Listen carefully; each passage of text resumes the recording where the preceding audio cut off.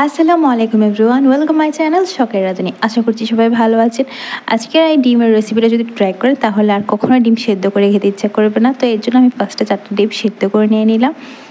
এই ডিমগুলোকে আমি একদম পাতলা পাতলা করে কেটে নিব, খুব বেশি পাতলা না, মানে একটা ডিমকে 4 টুকরা করলেই এনাফ। এরপরে একটা ফ্রাই প্যানে নিয়ে নিব তেল, ডিমটা ভাজার জন্য। এখানে আমি হলুদ, মরিচ গুঁড়ো আর সামান্য একটু লবণ দিব, দিয়ে ফার্স্টে তেলটা খুব ভালো করে গরম করে নিব। এখানে একটা ডিম দিয়ে দিয়েছে আমার ছেলে, ওনার আবার আমাকে হেল্প করতে ভালো লাগে, সেটা যেভাবেই হোক, তো সরি এটার জন্য। এবার আমি এই তেলের মধ্যে ডিমগুলো ছেড়ে দিব। যেহেতু ডিম সেহেতু একটু ফেনা ফেনা হবে। সো কিছুক্ষণ ভাজার পরে একটা পাশ লাল হয়ে গেলে অপর পাশটা ঠিক কীভাবে করে উল্টে লাল করে ভেজে নিয়ে একদম এবার তুলে নিব তেলটা থেকে। সেম তেলে আমি সম্পূর্ণ রান্না করব। তেলটা যদি আপনাদের বেশি মনে হয় তাহলে তেলটা কমিয়ে নিতে পারেন। আপনি যদি আমার চ্যানেলে নতুন হয়ে থাকেন তাহলে অবশ্যই আমার চ্যানেলটা সাবস্ক্রাইব করে দেবেন এবং পাশে থাকা বেল আইকনে ক্লিক করে দিবেন।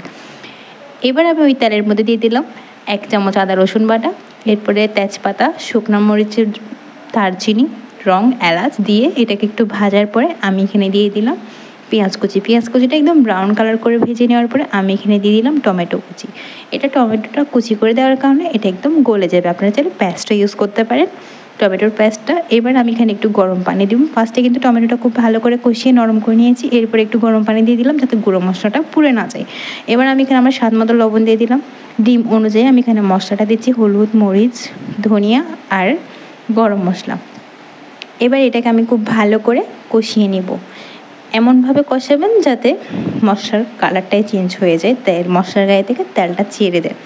ঠিক এভাবে ভালো করে কষাবেন। আর রান্নাটা গরম পানি দিয়ে করার চেষ্টা করবেন। মশলা কষানো হয়ে গেলে এবার আমি এখানের মধ্যে ডিমটা দিয়ে দিব, এরপর দিয়ে দিলাম কয়েকটা কাঁচামরিচ, তাহলে একটা কাঁচামরিচের ফ্লেভার পাওয়া যাবে, এই আর কি। এবার ডিমটা ভালো করে উল্টে পাল্টে 5 মিনিট মতো রান্না করলে হয়ে যাবে, যেহেতু এটা রান্না মানে সেদ্ধ হওয়ার কোনো ঝামেলা নাই।